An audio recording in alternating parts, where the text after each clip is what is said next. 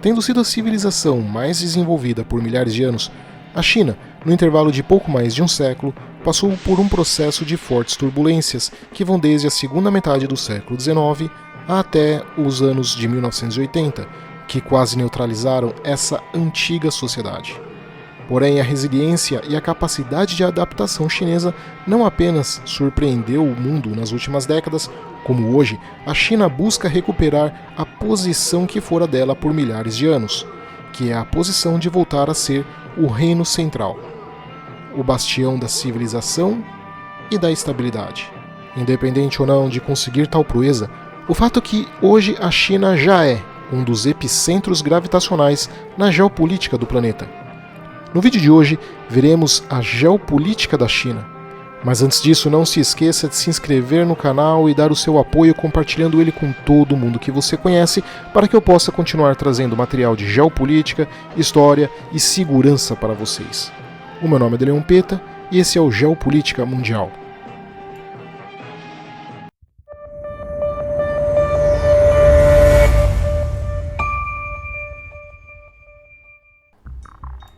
A China está situada na parte leste da massa de terra continental asiática, ficando entre Rússia e Mongólia ao norte, Sudeste Asiático continental ao sul, subcontinente indiano a sudoeste, Ásia Central no oeste e Oceano Pacífico a leste. Possuindo uma costa de mais de 14.500 km sobre o Mar Amarelo, Mar do Leste da China e Mar do Sul da China. Sendo um país com profundas divisões geográficas, sendo a mais básica a divisão entre a planície fértil que fica no leste e os planaltos áridos que cercam essa planície como uma espécie de cobertura.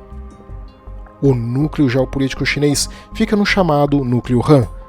que numa interpretação estritamente geopolítica pode ser considerado como a China histórica e original, onde vivem mais de 1 bilhão de pessoas. A estrutura fundamental da geopolítica chinesa é consolidada ao redor das várzeas dos rios Amarelo, Rio Yangtze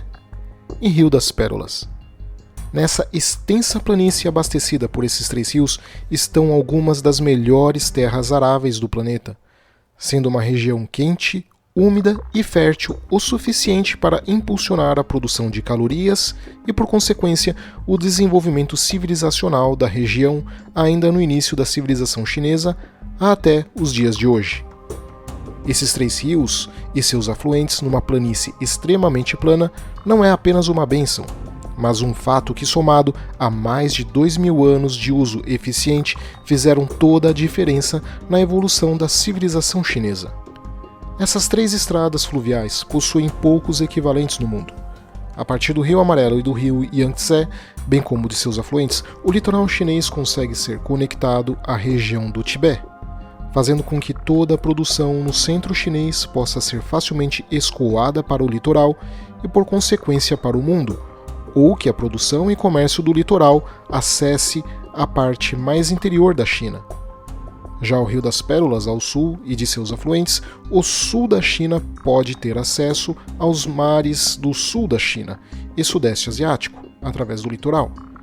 Em resumo, esses 3 rios não só garantem irrigação e abastecimento de água ao interior da China, mas também por serem, em sua maior parte, navegáveis, a rápida logística de produção do interior para o litoral e, por consequência, para o mundo, ou vice-versa. As fronteiras terrestres chinesas estão entre as maiores do mundo,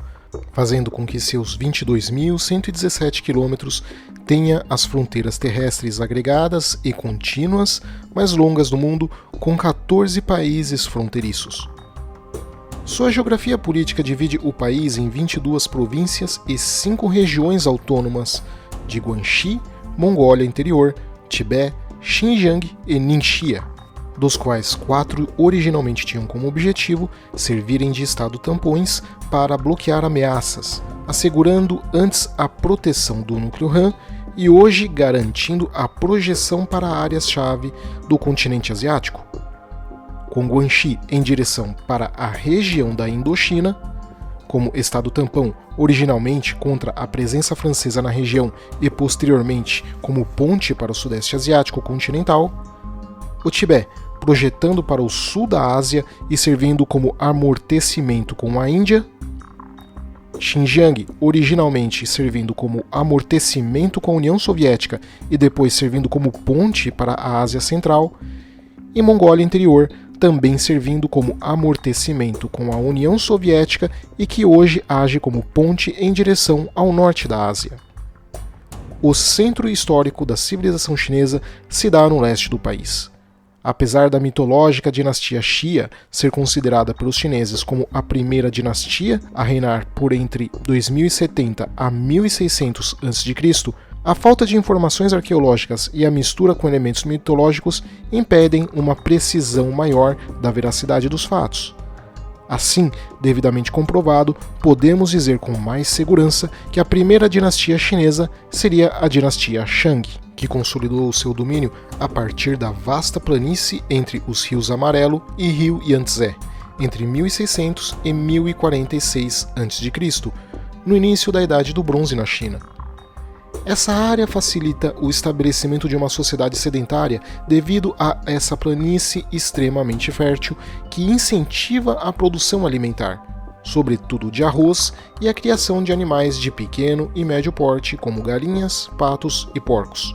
o que contribui também para a expansão populacional ao longo de séculos, que, devidamente organizados sob os Shang, conseguiram formar a base da civilização chinesa. Até 1046 a.C.,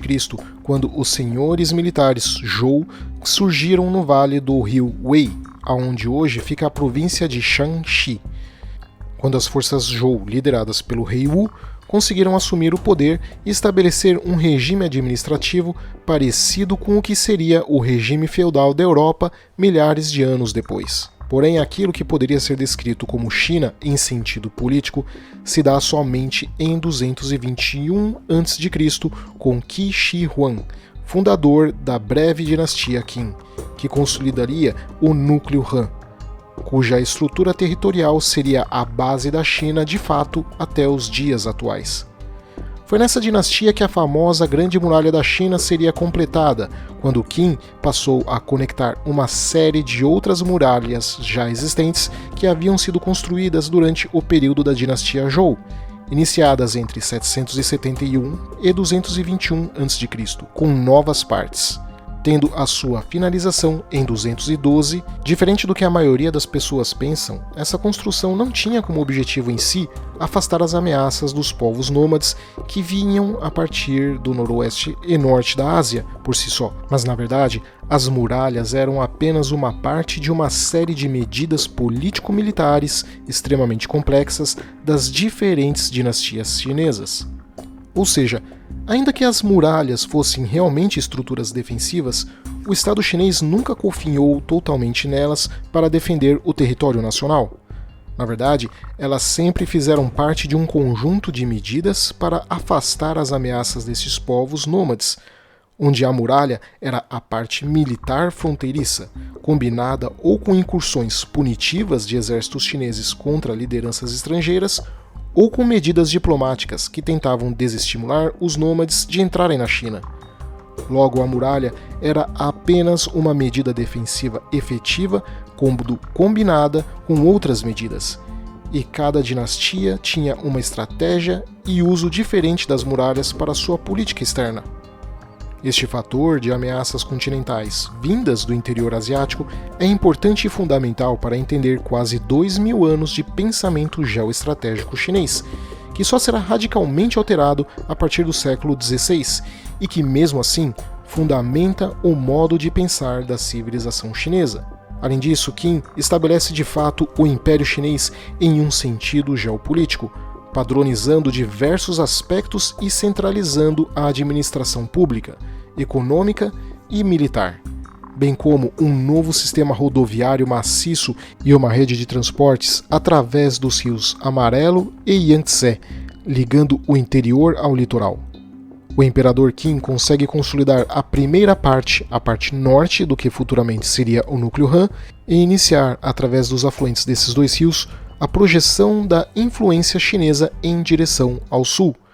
chegando a um outro rio que seria vital no futuro, o Rio das Pérolas, e consolidando a presença no seu delta, aonde hoje estão as cidades de Macau e Hong Kong.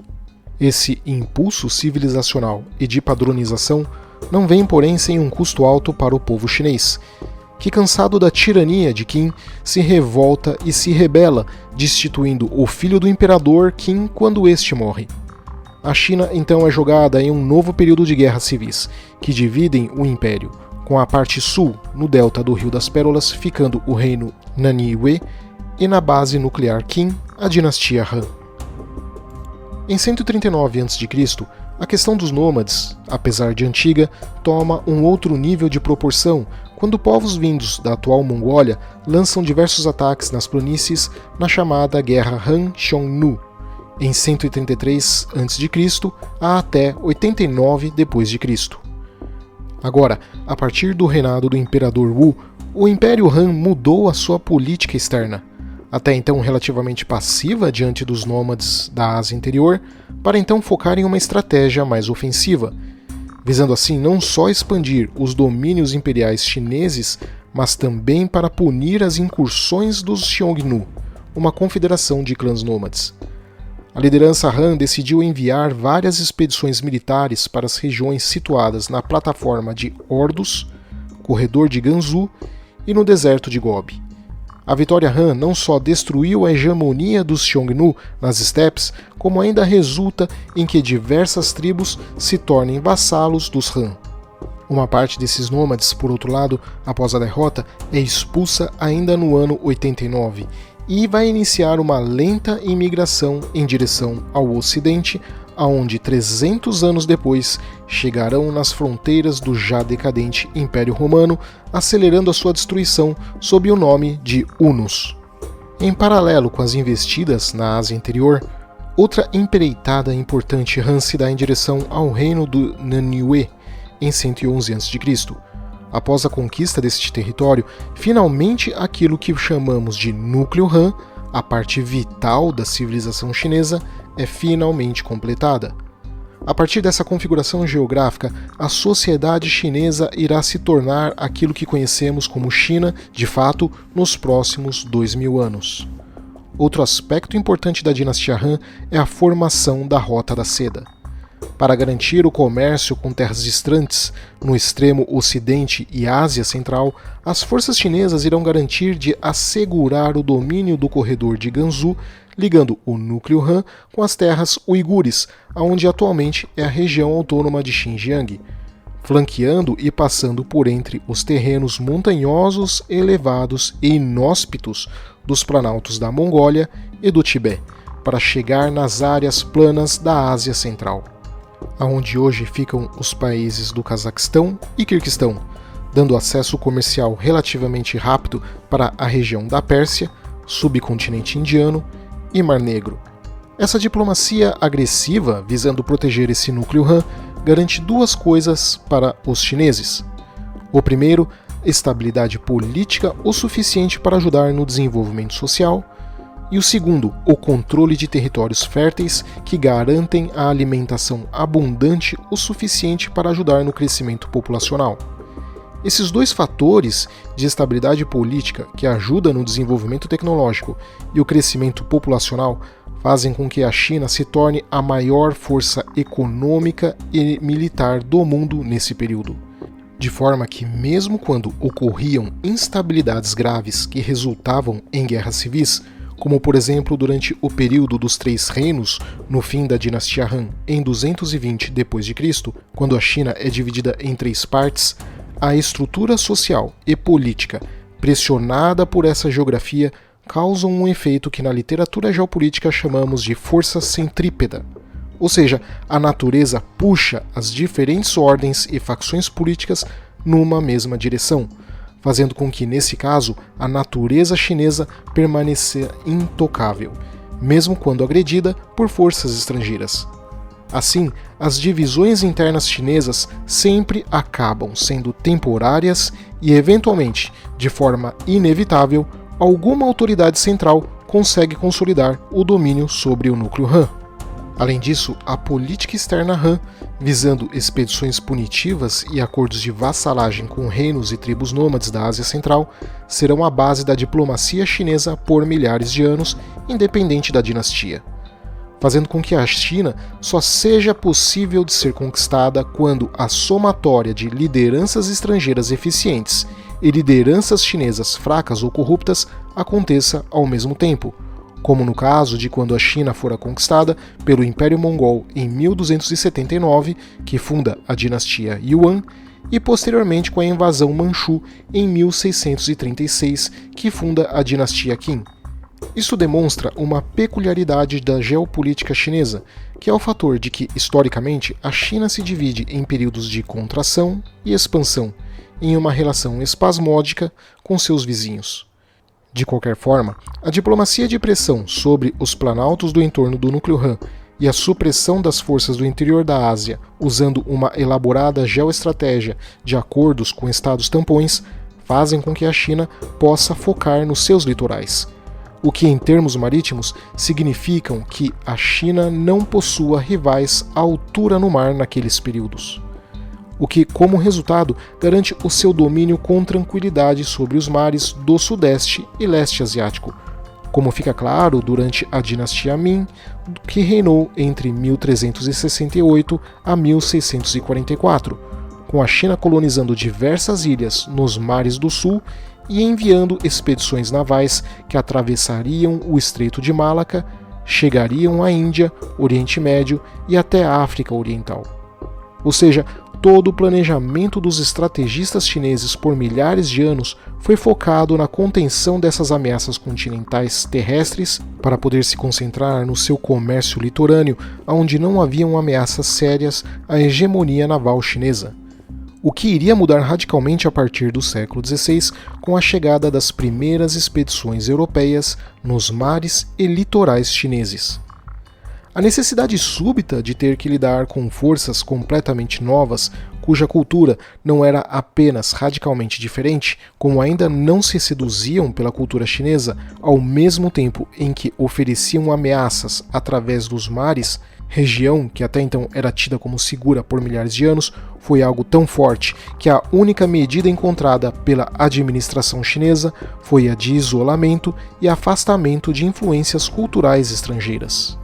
o que daria certo somente até o século XIX, quando o ápice desta ameaça se dá nas Guerras do Ópio, travadas principalmente entre China e Inglaterra, com a primeira sendo em 1839 e a segunda em 1856, quando o Império Britânico, saindo vitorioso, consegue obter a concessão de parte do Império Chinês, além de obrigar a China a legalizar o comércio de ópio, uma droga que até então era proibida na China e na própria Inglaterra. As consequências foram absurdamente terríveis. A primeira consequência foi a explosão de várias rebeliões por parte de grupos armados e influenciados pelos europeus, como por exemplo a revolta Taiping entre 1850 e 1864, custando a vida de 20 a 30 milhões de chineses. E a segunda consequência é que, graças à liberação e consumo do ópio, o número de trabalhadores e da mão de obra chinesa despencou. O vício em ópio se alastrou igual a uma praga, e com a queda na força de trabalho veio a queda na produção, e com a queda na produção, a queda na riqueza. Com a queda da riqueza, o aumento gigantesco do desemprego, que resultaram em um aumento praticamente bíblico de fome, de criminalidade e de corrupção. Apenas para se ter uma ideia, o consumo de drogas e a violência eram tão grandes que em algumas regiões e partes de cidades como Xangai ou Pequim, que tinham o que seria o equivalente das atuais Cracolândias, a polícia chinesa era incapaz de sequer entrar em alguns bairros. A liberação do consumo da droga, do ópio, fizeram com que a China, que era até então a nação mais rica da história, em apenas 80 anos, caísse e atingisse níveis de pobreza iguais aos de países contemporâneos da África que são assolados por guerras civis. A Inglaterra, apoiada pelos seus aliados europeus, conseguiram reduzir o Império do Meio a uma nação desgastada, devastada, ficando à beira do colapso. Curiosamente, a Inglaterra obrigou a China a legalizar o consumo de ópio, quando em próprio território inglês o consumo era proibido. Esta desorganização interna custou a existência da própria China como império, levando à queda da dinastia Qin e, eventualmente, a tentativa de estabelecer uma república democrática inspirada na Constituição dos Estados Unidos e liderada pela figura histórica de Sun Yat-sen. Porém, após a sua morte, o sonho de um Estados Unidos da China morre também com ele. Com o país assolado por violência e corrupção, sem nenhuma autoridade central forte o suficiente para manter a coesão política, a China logo entrou em uma furiosa guerra civil travada pelos comunistas liderados por Mao Tse-tung e pelos nacionalistas liderados por Chiang Kai-shek. Essa guerra civil, porém, terá uma breve pausa no fim de 1936 com a invasão japonesa no início da Segunda Guerra Mundial. Contudo, assim que a Segunda Guerra Mundial termina, o conflito recomeça até que em 1950 os comunistas, finalmente saindo vitoriosos, expulsam os nacionalistas da parcela continental chinesa e nos anos seguintes, com a China incapaz de se projetar no exterior, a liderança comunista focou em tentar manter a própria integridade regional, caçando e erradicando potenciais forças de oposição enquanto implementava uma série de medidas para alavancar a economia. Agora, com a China unificada em torno do seu núcleo geopolítico e administrada pelo Partido Comunista e liderada por Mao Tse-tung, iria, antes de mais nada, focar em atingir objetivos geoestratégicos que no futuro iriam se mostrar vitais para a recuperação chinesa. Em 1949, incorporando a Segunda República do Turquestão Oriental, conhecida hoje como Região Autônoma de Xinjiang, e em 1950, anexando a monarquia do Tibete. A partir de Xinjiang, a China pode proteger o seu núcleo Han de ameaças vindas da Ásia Central, mais especificamente na época da União Soviética, e a partir do Tibete, eventuais ameaças a partir do sul da Ásia, mais especificamente da Índia. Porém, tais conquistas, longe de serem apenas para proteger o núcleo geopolítico chinês, na verdade, com o tempo, se mostraram ferramentas poderosas de projeção do poder da China. Xinjiang iria garantir no futuro a ligação comercial com os países da Ásia Central, Rússia, Irã e Oriente Médio, bem como uma alternativa aos mercados europeus através de Turquia e Rússia com rotas terrestres, evitando depender excessivamente das rotas marítimas. E o Tibete, uma forma da China projetar uma força militar diretamente sobre o núcleo geopolítico indiano, além do que, uma vez que a maior parte dos rios do sul e sudeste asiático se originam aqui, a China ainda controla o destino hídrico dos países da região. Apesar dessa capacidade limitada de estender o seu poderio no exterior, Mao Tse-tung ainda assim se arriscou em diversas aventuras militares que visavam testar a capacidade de resposta e a disposição dos países vizinhos, tendo no intervalo de apenas 40 anos se envolvido em conflitos com Estados Unidos, Coreia, Índia e até mesmo com a própria União Soviética. Com esse cerco geográfico espalhado por quase todas as partes de suas fronteiras, a China consegue aliviar temporariamente a pressão ao se aproximar dos Estados Unidos no início dos anos 70. Fato que consegue reorientar o seu planejamento geoestratégico e neutralizar as ambições soviéticas na Ásia Central. Essa pressão, contudo, iria retornar ao fim da Guerra Fria, sobretudo no final dos anos 90, conforme os interesses norte-americanos novamente iam colidindo com a ascensão econômica chinesa. Destacando-se como símbolo dessa crescente tensão, o bombardeio da embaixada chinesa em Belgrado pela Força Aérea dos Estados Unidos em maio de 1999, e a colisão entre aviões de guerra desses dois países nos mares do sul da China em abril de 2001. Tudo indicava que essas duas potências estavam inevitavelmente indo em direção a uma colisão. Porém, novamente o destino e a geografia iriam beneficiar a China quando esta pressão é novamente suspensa graças aos atentados de 2001.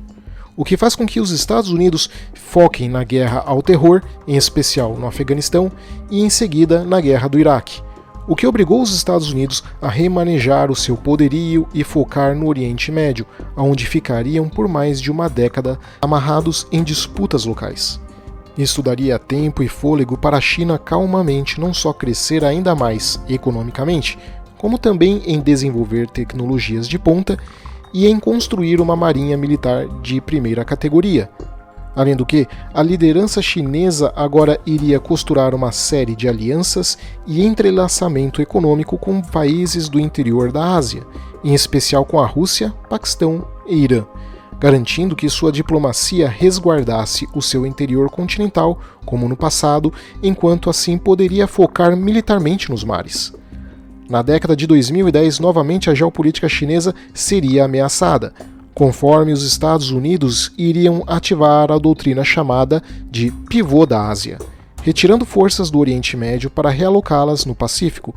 ficando claro que, eventualmente, atritos entre Washington e Pequim pela supremacia do oceano iriam eclodir nas décadas de 2020 e 2030. Mas, de novo, ou uma extrema sorte ou um extremo trabalho de planejamento alivia a pressão sobre a China quando a Rússia anexa a Crimeia ao sul da Ucrânia em 2014 e ataca este mesmo país em 2022, o que obriga os Estados Unidos a terem que de novo realocar recursos para o leste europeu e deixar o cenário do Pacífico novamente temporariamente suspenso. Contudo, Taiwan, uma ilha que fica de frente ao núcleo geopolítico chinês, permanece sob um governo hostil a Pequim e alinhado aos Estados Unidos, sendo esta ilha considerada pelas autoridades chinesas como sendo uma província rebelde e a principal vulnerabilidade para a defesa da China e o último passo para a sua consolidação como superpotência global. Afinal, com Taiwan estando em situação hostil, não apenas dispositivos aéreos e mísseis poderiam atingir instalações na China continental, mas mais do que isso, o território taiwanês, sob controle da China, formaria um arco geoestratégico composto pela ilha Hainan, Taiwan e Península Coreana, que, além de proteger o núcleo Han de ameaças vindas do mar, serviria de base para a marinha chinesa garantir a sua supremacia sobre o Sudeste Asiático e Oceania. De qualquer forma, mesmo com a reorientação norte-americana para o Pacífico, a China está, porém desta vez, numa situação muito mais confortável do que a existente em 2001. Pois agora não apenas é detentora de uma poderosa marinha de guerra, uma economia forte, uma indústria altamente desenvolvida e ainda por cima se projetando fortemente para o espaço sideral e numa disputa acirrada com os Estados Unidos pela liderança da inteligência artificial. Em termos geoestratégicos, a China tem consolidado parcerias com países-chave, primeiramente no seu entorno, mas também gradualmente ameaçando expandir esse raio de ação em outras áreas. No norte e noroeste, uma parceria estratégica e vital com a Rússia que resguarda os seus interesses e segurança terrestre, além de garantir a estabilidade na Ásia Central. Com o Tajiquistão, usando este como estado tampão para dificultar a eventual penetração de extremistas islâmicos na sensível área de Xinjiang. No sudoeste, a mais importante de suas parcerias com o Paquistão, garantindo duas coisas fundamentais. A primeira, um arco defensivo que limita a ambição indiana em direção ao norte, na Ásia Central, bem como servindo como um acesso terrestre alternativo ao Oceano Índico em caso hipotético de bloqueio do Estreito de Malaca. Ao sul, com o Myanmar, funcionando tal como o fator paquistanês em contornar Malaca. No leste, uma parceria complexa com a Coreia do Norte, que serve como estado tampão contra a presença norte-americana no Japão, além de base de apoio como pressão naval sobre as ilhas japonesas. Além de ensaiar parcerias com países e ilhas no Oceano Pacífico como futura resposta aos Estados Unidos e Austrália. Destacando-se nesse momento as Ilhas Salomão, que pode evoluir como uma ponta de lança diretamente sobre o núcleo geopolítico australiano. Porém, há dois desafios grandes para a geopolítica chinesa no século XXI. O primeiro consiste no fato de que os diversos pontos de enforcamento espalhados a partir do Oceano Índico até o Oceano Pacífico estão sob influência potencialmente hostil. Estreitos que, eventualmente, se bloqueados, poderiam colocar em xeque a capacidade do Estado chinês em defender os seus interesses marítimos, destacando-se o Golfo de Aden, o Estreito de Hormuz e o Estreito de Malaca. Para isso, o projeto geoeconômico chinês tem focado na estabilização e fortificação de relações diplomáticas e econômicas com os países do sul da Ásia e Ásia Central, através da intensificação do projeto da Iniciativa da Rota da Seda, com a construção de vastas malhas rodoviárias, ferroviárias, gasodutos e oleodutos na Eurásia, podendo assim minimizar a sua dependência marítima. Já o segundo desafio, e talvez o mais sério, é o alto envelhecimento de sua população, somado com a baixa natalidade, o que coloca em risco a demografia do país nas próximas décadas, com a perda maciça de mão de obra jovem e que será vital na manutenção dessas ambições geopolíticas. A janela de oportunidade chinesa assim se dá entre 2020 e 2040, e caso essa janela seja aproveitada, a China poderá desfrutar da hegemonia no hemisfério oriental do planeta. Mas caso perca, uma somatória de problemas internos com pressões externas podem trazer outro período bastante difícil para os chineses. Obrigado a todos, não se esqueçam de se inscrever no canal, deixar o seu like e compartilhar o vídeo com todo mundo que vocês conhecem, e um extremamente especial obrigado aos membros do clube do canal, que estão ajudando o canal a continuar crescendo e trazendo conteúdo de geopolítica genuína para vocês. Abraços e até a próxima!